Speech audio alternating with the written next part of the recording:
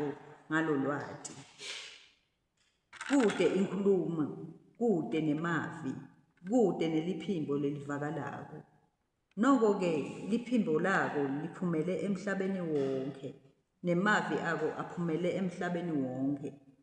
Lilanga ulakhele umpheme ngaphasi kwesibhakabhaka. Lilanga liphuma licathame njengemyeni. Yebo, njengemyeni acwebetela ahlangabeta makoti wakhe. Njengemgijimi lotimisele ngemncintiswano. Liphuma ngale kwemaphethelo elizulu. Litungelete lize liyobamba unina. Kude lokusithakele ekushiseni kwalo. Imfundiso yasemakadze iphelele. Ihlumelelisa umphefumulo. Bufakazi basemakadze buliciniso. Kuyawuhlakanipha labate lwati. Kuyabahlakaniphisa labate lwati. Imithetho yasemakadze icondzile. Ingumthombo wekujabula kwenhlitiyo. Umyalo wasemakadze umsulwa. Uvula emehlo engcondo. Kwesaba semakadze kuhlantekile. Kuyawuhlala kukho naphakadze. Tincumo tetehlulelo tasemakadze tiliciniso. Tilunge tonke kantsi atinakusoleka. Titsandzela kakhulu kunegolide lecengekile. Titsandzeka kakhulu kunegolide lecengekile. Yebo, kakhulu kunegolide lecengekile. Timnandzi kakhulu kuneluju. Yebo, kakhulu kunematfonsi eluju. Impela inceku yakho iyalwa ngato. Lowo lotigcinako unemvuzo lomkhulu. Ngubani nje longabona tiphosiso takhe. Semakadze ngikhulule etonweni letifihlekile. Ngijubele ekwenteni tono ngemabomu. Ungativumeli kutsi tingibuse. Khona-ke ngiyawuphelela bese ngibate licala esiphambukweni lesikhulu. Emavi emlomo wami netizinto tenhlitiyo yami atemukeleke kuwe semakadze dwala lami nemkhululi wami. Shangatsi semakadze angakuphendvula ngelilanga lekuhlupheka. Shangatsi libito laNkulunkulu waJakobe lingaba siphephelo sakho. Akakutfumelele lusito lwasendlini lengcwele. Akusekele asentsabeni yakhe iSiyoni. Akayikhumbule yonke iminikelo yakho. Ayemukele neminikelo yakho yekushiswa. Akakuphe njengekufisa kwenhlitiyo yakho. Afeze tonke tinhloso takho. Asimemete sijabulele kuncoba kwakho. Asibetsele sishaye tandla egameni laNkulunkulu wetfu.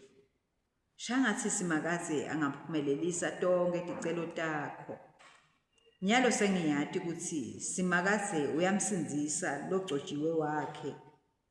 Uyawuphendvula asezulwini lakhe lelingcwele. Amphendule ngemandla akhe ekusindzisa. Esandla sakhe sangesekudla. Labanye bantu bachoshe ngetincola tembi. Labanye bakhoshe ngemahashi. Kodwa tsine sigabe ngelibito lasemakadze loNkulunkulu wetfu. Labantu bacimuleka bawe phansi kepha tsine sima sithi zica. Yebo semakadze sindzisa inkhosi uyiphe kuncoba. Shangatsi semakadze angasiphendula nasikhala kuye. Yebo semakadze inkhosi iyajabula ngemandla loyiphe wona. Kukhulu kangakanani kujabula kwayo ngekuncoba loyendele kona. Uyiphe isifiso senhlitiyo yayo futsi awuyigodlelanga leyakucela ngemlomo wayo. Uyihlangabete ngetibusiso letinalokuhle. Wayethwesa enhloko yayo umchelo weligolide lelicengekile. Yacela impilo kuwe wena wayipha emalanga lamadze phakadze naphakadze. Tidumo tayo tinkhulu ngenxa yelusito lwakho. uyinikela udumo nebukhosi. Wayenta yabusiseka kakhulu kuze kube phakathe. Uyithokozisa ngenjabulo ebusweni bakho. Inkosi yethembele kuSimakadze ngenxa yesihawu salosetikwa konke. Ingeke inkosi yethembele kuSimakadze ngenxa yesihawu salosetikwa konke. Ingeke idanyadanyiswe. Sandla sakho siyawudibhazama tonke titsa takho. Sandla sakho sangasekudla siyawubabhazama bonke labakutondzako. Mhla kubonakala wena uyawubashisa babe ngumlilo lowesabekako nalohumako. Simakadze uyawubacedza ngentukuthelo yakhe abacotfule ngemlilo. Uyawubhubhisa intalo yabo emhlabeni. Uyabhubhisa intalo yabo emhlabeni ushabalalise nebantwa babo emkhatsini walabanye bantfu. Nome bebahlose lokubi ngawe baconze kukugangela kodwa bangeke baphumelele. Uyawubenta babaleke ubadubule ngemicibisholo yakho. Yebo Simakadze, awuphakanyiswe emandleni akho. Thine siyawuhlabela sidumise emandla akho. Akudumiswe uyise nendodana namoya longcwele. Njengoba bekunjalo ekuqaleni kusenjalo nanjalo kuyakuba njalo kude kube nini nanini. Amen.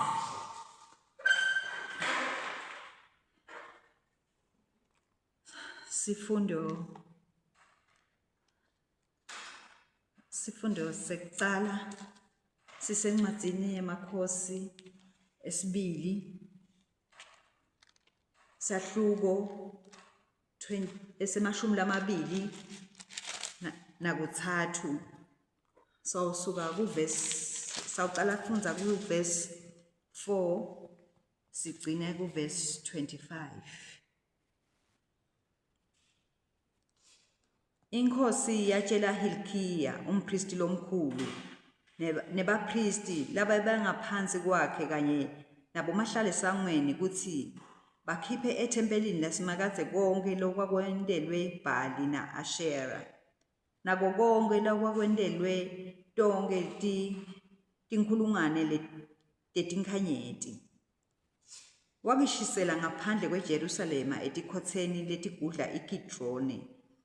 Wase uthatha lomlotha umekisa eBhetheli. Wabacitha bonke bapristi bebumnyama laba bekhethwe ngamakhosi akaJuda kuthi batfungise impepho etindzaweni letiphakeme takaJuda kanye nasemaphethelweni aseJerusalema. Labo bebathungisa impepho kuBhali naselangeni nasenyangeni nakuto tonke tinkhulungwane tetinkhanyeti. Wathatha insika ya-Ashera ethempelini laSimakadze wayimikisa emfudlaneni iKidroni ngaphandle kweJerusalema. Wayishisela khona. Wayisila yaba yimpuphu wabe sewuyayisakata seyiluthuli etikwemadlisa ebantfukatana. Wabhidlita nemalawu etitabani labasethempelini laSimakadze lapho labasikati babetfungela khona tingubo tekukhonta Ashera. Josiah walandza bonke bapristi labasemadolobheni akaJuda wahlazisa letindzawo letiphakeme kusukela eGeba kuya eBerisheba lapho bapristi babafunxiselwa khona impepho. Wabhidlita tindzawo letiphakeme ekungeneni kwelisango laJoshua umphatsi welidolobha ngesancele kwelisango lelidolobha. Noma abapristi baletindzawo letiphakeme bangazange bakhonte eladini laSimakadze eJerusalema noko sinkwa lesingenamvubelo bebasidla kanye nalabanyenti bapristi. Inkosi Josiah yahlazisa indzawo iThofethi yayisesigodzini sakaBheni Hinomu. Ngako kwabate umuntu labengayisebentisa ekunikeleni indvodzana yakhe noma indodakati yakhe ngekuthi ishiswe ngemlilo kuMoloki. Tithombe temahashi emakhosi akaJuda labenikele ngato elangeni watisusa emnyango welithempeli lasemakadze. Betibekwe ngekhatsi esibuyeni eceleni kwelikamelo lemphathi lekwakuthiwa nguNathani Meleki. Josiah watishisa naletincola letatinikwele elangeni. Wawabhidlita onke lamalati labekakhiwe ngemakhosi akaJuda etulu eliphahleni eceleni kwelikamelo la Ahazi lelalisesitezi. Wabhidlita nemalati Manase labeka wakhe kuletibuya letimbili ethempelini lasemakadze. Wawesusa lapho wawabhidlita abatimvitsi letakhukhulelwa emfudlaneni iKidroni. Inkosi yaphindze yacitsa letindzawo letiphakeme letatiyakhiwe ngasempumalanga neJerusalema eningizimu neligcuma lekonakala. Tona leto Solomoni inkosi yaka-Israyeli latakhela Astarote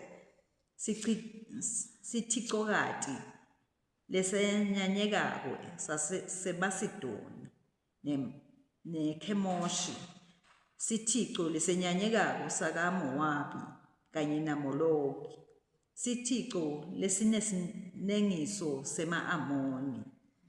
Josiah waphahlata ematshe lekwakuthiwa angcwele, wagumula tinsika ta-Ashera, wasakata ematsambo ebantu kuleto tindzawo. Ngisho nelilati laseBhetheli lekwakuyindzawo lephakeme leyayakhiwe nguJerobhowamu umsawa Nepati lowenda i-Israyeli kutsi one. Nalo lelo lati nalendzawo lephakeme wakubhidlita.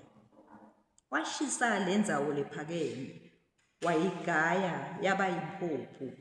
Washisa nalensika ya-Ashera futsi. Josiah wacalata watsi kube abone emadliza labaseceleni lentsaba.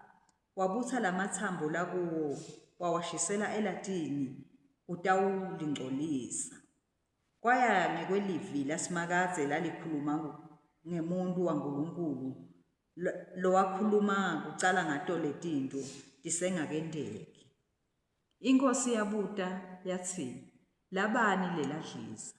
Bantu baseBhetheli bamphendula bathi, lidliza lalowo muntu waNkulunkulu labephuma kaJuda.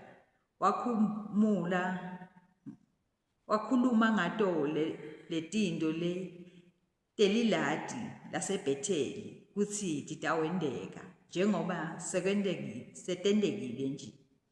Yakhuluma yatsi, liyekeleni, ningavumeli muntu ukuthi aphatamise ematsambo akhe. Ngako ematsambo akhe kanye newemprofeti labephuma eSamariya bavele bawayekela.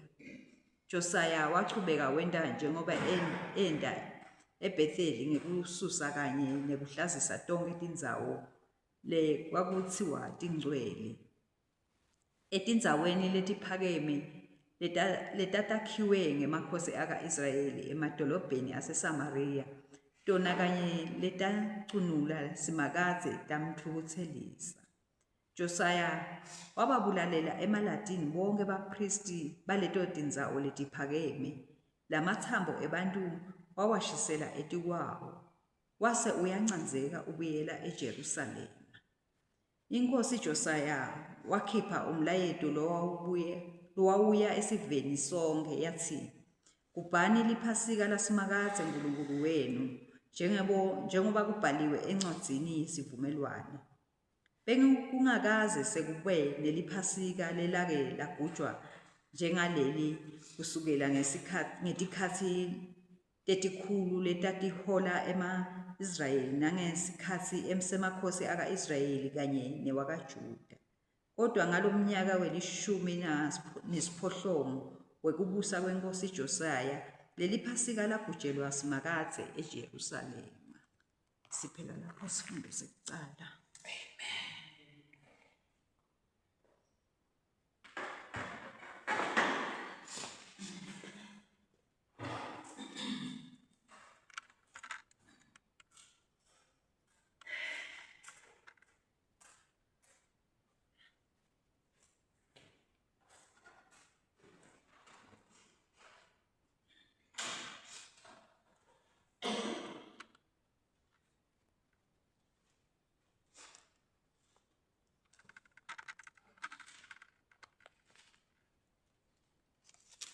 Sifundo sesibili sibhalwe eTestamenteni Elisha ngokwencwadi yabaseKorinte yokuqala sehluko seshumi nakubili sukela evesini lekuqala kuyogcina evesini leshumi nakunye. 1 Corinthians chapter 11 from verse 1 to 1 Corinthians chapter 12 rather, from verse 1 to verse 11. Kepha macondzana netiphiwo tamoya bazalwane, angitsanzi kutsi ningati lutho ngato. Niyati kutsi nisengakakholwa nedukiselwa etithicweni letati timungulu. Ngako-ke ngitsandza kutsi nati kutsi kude umuntu lokhuluma ngamoya waNkulunkulu longatsi Jesu akaqalekiswe, futsi kude umuntu longatsi Jesu uyiNkosi, ngaphandle kwemuntfu lonamoya moya longcwele. Kukhona tiphiwo temusa letehlukene, kepha munye lowo moya. Kukhona imisebenti leminyenti lehlukene yekusitana, kepha yinye leyo Nkosi. Kukhona imisebenti yemandla lehlukene, kepha munye lo Nkulunkulu losebenta konke kubo bonke. Ngulowo nalowo uphiwa lokubonakalisa moya kuze sakhane.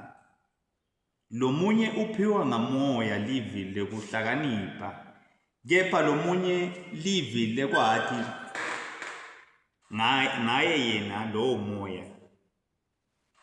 Lomunye kukholwa ngaye lowo moya.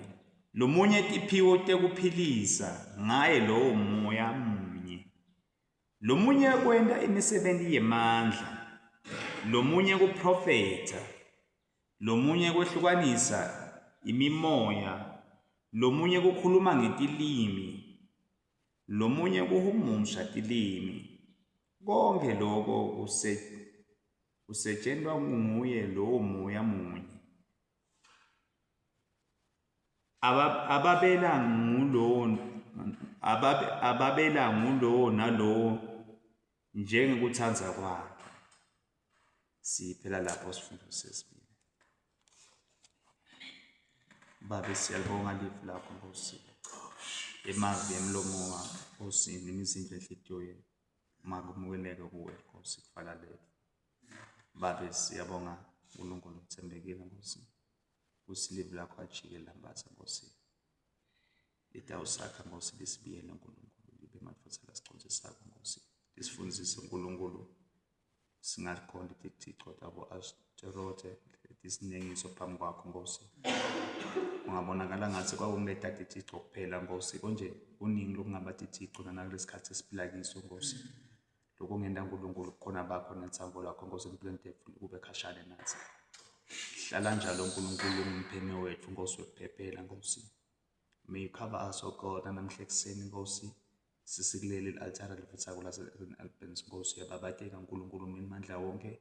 Sitibongela uNkulunkulu Nkosi ngokusibekela Archbishop wase-Southern Africa Thabo Makgobe, my God and my Father.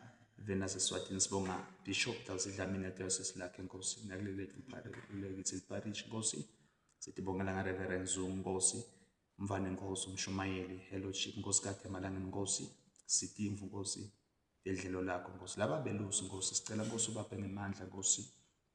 ubaphathe ngemusa Nkosi eveni laseSwatini Nkosi sibonga nangwenyama Mswati besisafa uNkulunkulu Ndlovukazi Nkosi isigodlo sonke bobabethe ekhulu my God and my Father sikhulekela uNkulunkulu ukuthi konke lama chiefdoms Nkosi ubaphathe ngemusa Nkosi babethe ekhulu baphe amandla Nkosi ekubusa Nkosi namhla ekuseni sikhulekela iParliament lakithi Nkosi sikhulekela Nkosi lunankulu His Excellency Russell Dlamini na the deputy uNkulunkulu cabinet lakhe uNkulunkulu Nkosi baphe Nkosi amandla Nkosi ekubusana namhla esukela namhla uNkulunkulu konke ama ministries Nkosi siyabongela uNkulunkulu ukuthi wena Nkosi uhlezi unathi uNkulunkulu uhlezi nabo uNkulunkulu sicela amandla lamasho baphe nomntwana bakho Nkosi namhla ekuseni Nkosi sicela uNkulunkulu ukuthi lapha kulaka ebhedlela uNkulunkulu baphilise Nkosi lena amandla laba kulele emakhaya baphilise Nkosi laba eswele Nkosi baprovide laba sehlungini ubapholise emanxeba Nkosi ubaphilise Nkosi babe siyakhuleka uNkulunkulu ukuthi namhla ekuseni ebusafini lobungcwele uNkulunkulu unguyise uyindothana ngomoya omngcwele Nkosi sihlanganisa uNkulunkulu ngomoya wakho uNkulunkulu sibe moya munye Nkosi nayi section lelandela uNkulunkulu umphe amandla umfana wakho uNkulunkulu azetawu shumayela live Nkosi lisiphilise uNkulunkulu labo uNkulunkulu abakulimele emoyeni ngegama lika Jesu amen. Praise God, praise God, praise God, praise God, praise God, praise God, praise God, praise God, praise the name of the living God, praise the